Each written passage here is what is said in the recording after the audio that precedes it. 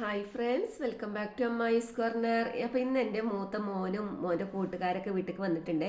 നോമ്പാണല്ലോ, രാത്രി സമയത്ത് ഒരു പെട്ടെന്ന് വന്ന് പോകാൻ വേണ്ടി വന്നതാണ് കേട്ടോ. മോൻ പറഞ്ഞിരുന്നു കഞ്ഞി മതി എന്നൊക്കെ പറഞ്ഞിരുന്നു.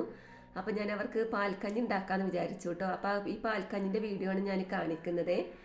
അപ്പോൾ ഇതേ അതിന് വേണ്ടി നമ്മൾ ഉണക്കലരിയാണ് എടുത്തിട്ടുള്ളത്. ഉണക്കലരി എന്ന് പറഞ്ഞാൽ നമ്മൾ പായസമൊക്കെ ഉണ്ടാക്കാൻ എടുക്കുന്ന അരിയില്ലേ, ആ അരിയാണ്. അതാണ് വെക്കുമ്പോൾ നല്ല ടേസ്റ്റ് ഉണ്ടാവും കേട്ടോ. അത് പെട്ടെന്ന് വേവുകയും ചെയ്യും, നല്ല അധികം വേവൊന്നുമില്ല. നമുക്കറിയില്ല, പായസത്തിൻ്റെ അരിക്ക് അധികം വേവില്ല, നല്ല ടേസ്റ്റാണ് നമ്മൾ പാൽക്കഞ്ഞൊക്കെ ഉണ്ടാക്കിയാൽ. അപ്പോൾ ഈ അരിയാണ് നമ്മൾ എടുത്തിട്ടുള്ളത് കേട്ടോ. അപ്പോൾ ഇത് നമുക്ക് നല്ലതുപോലെ കഴുകിയിട്ട് പിന്നെ അടുപ്പത്തിടാൻ. വെള്ളമൊക്കെ ചൂടായി വന്നിട്ടുണ്ട്. അപ്പോൾ അധികം വേവൊന്നുമില്ല, വേഗം വെന്ത് കിട്ടുകയും ചെയ്യട്ടോ. അപ്പോൾ അടിയിൽ പിടിക്കാതെ നോക്കണം, പെട്ടെന്ന് അടിയിൽ പിടിക്കും കേട്ടോ വെള്ളമൊക്കെ കുറവാണെങ്കിലേ. അപ്പോൾ അത്യാവശ്യം വെള്ളത്തോട് കൂടി തന്നെ നമുക്ക് അരിയൊക്കെ ഇടുമ്പോൾ അതിനനുസരിച്ച് നമുക്ക് വെക്കാം കേട്ടോ. ഇത് ഇപ്പോൾ നല്ലതുപോലെ തിളച്ച് അത്യാവശ്യമൊക്കെ വെന്ത് വന്നിട്ടുണ്ട്. പെട്ടെന്ന് വേവ് കിട്ടും, അധികം വേവൊന്നുമില്ല. അപ്പം ഞാൻ അവർക്ക് പിന്നെ വരുമ്പോൾ ജ്യൂസ് കൊടുക്കാൻ വേണ്ടി മുന്തിരി ഇവിടെ തിളപ്പിച്ച് വെക്കുന്നുണ്ട് കേട്ടോ.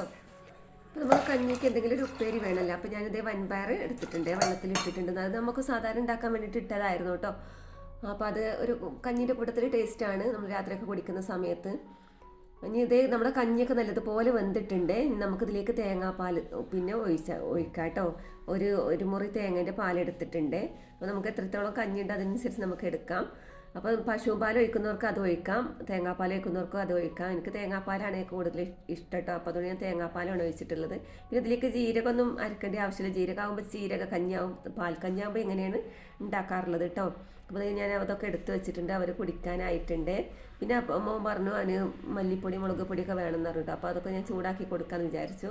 ഒരുമിച്ചിട്ട് അങ്ങ് ചൂടാക്കി അവർക്ക് മിക്സ് ചെയ്തങ്ങ് കൊടുത്താൽ അത് സുഖമാണല്ലോ. അപ്പോൾ മഞ്ഞൾപ്പൊടിയും പിന്നെ മുളക് പൊടി മല്ലിപ്പൊടി അതങ്ങ് മിക്സ് ചെയ്ത് അവർക്ക് കറി ഉണ്ടാക്കാനും കറിയും ഒക്കെ എല്ലാം അവിടെ നിന്ന് കിട്ടും കേട്ടോ. അവർക്ക് ഇടയ്ക്കൊന്ന് ഉണ്ടാക്കാനാണെന്ന് പറഞ്ഞിട്ടാണ് പറഞ്ഞത്. പിന്നെ എന്തെങ്കിലും ഫ്രൈ ചെയ്യണമെന്നുണ്ടെങ്കിൽ ഇതേ മുളക് പൊടി മഞ്ഞൾപ്പൊടി മിക്സ് ചെയ്തിട്ട് ഞാൻ അങ്ങനെയും കൊടുത്തിട്ടുണ്ട്. പിന്നെ മല്ലിപ്പൊടി മുളക് പൊടി കുറച്ച് പെരിഞ്ചീരകം ഇട്ട് അതൊന്ന് ചൂടാക്കി കൊടുക്കുമ്പോൾ അതിന് ടേസ്റ്റ് ഉണ്ടാവില്ല, അതും കൊടുത്തിട്ടുണ്ട് കേട്ടോ. അങ്ങനെ അവർ കഞ്ഞിയൊക്കെ കുടിച്ച് അവർ പോവാൻ ഇറങ്ങിയിട്ടുണ്ട്. അപ്പോൾ ഇത്രയൊക്കെ തന്നെയുള്ള ഇന്നത്തെ വീഡിയോ വിശേഷങ്ങൾ കേട്ടോ. അപ്പോൾ എൻ്റെ വീഡിയോ ഇഷ്ടപ്പെട്ടാൽ ലൈക്ക് ചെയ്യുക, ഷെയർ ചെയ്യുക. നമുക്ക് മറ്റൊരു വീഡിയോയുമായി വീണ്ടും കാണാം കേട്ടോ. അതുവരേക്കും ബൈ, അസ്സലാമു അലൈക്കും.